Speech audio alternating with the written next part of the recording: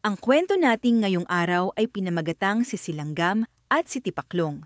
Noong unang panahon, sa isang malawak na bukirin, may isang masipag na langgam. Araw-araw, habang ang araw ay sumisikat, bitbit niya ang mga butil ng pagkain, masaya at tahimik na nag-iipon para sa darating na tag-ulan. Habang ang iba ay nagpapahinga, si Langgam ay walang patid sa pagtatrabaho. Sa di kalayuan naman ay masayang-masaya si Tipaklong. Sa lilim ng mga damo at bulaklak, siya'y tumutugtog ng biyulin, sumasayaw sa saliw ng kanyang awitin.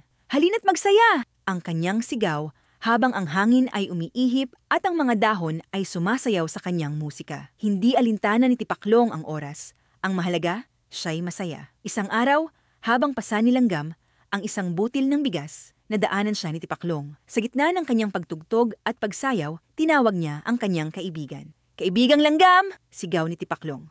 "Halika't tayo'y magsaya! Sayang ang ganda ng panahon!" Ngunit ngumiti lamang si Langgam at patuloy sa kanyang paglalakad. "Salamat kaibigan!" sagot niya. "Ngunit kailangan kong mag-ipon habang maganda pa ang panahon." At muling nagkahiwalay ang landas ng masayahing Tipaklong at ang masipag na Langgam. Lumipas ang mga araw at dumating na ang tag-ulan. Dumilim ang langit, lumakas ang hangin at bumuhos ang ulan araw at gabi. Giniginaw at gutom na gutom si Tipaklong. "Wala akong pagkain.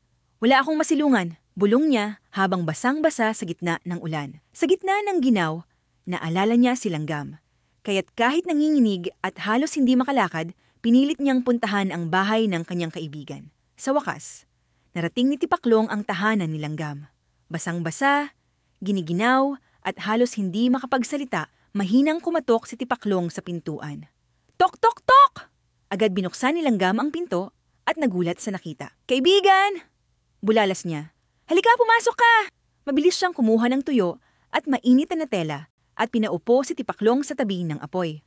Sa unang subo ng mainit na pagkain, hindi napigilan ni Tipaklong ang mapangiti. "Salamat kaibigang Langgam! Ngayon ko naintindihan kung bakit mahalaga ang mag-ipon," mahina niyang sabi.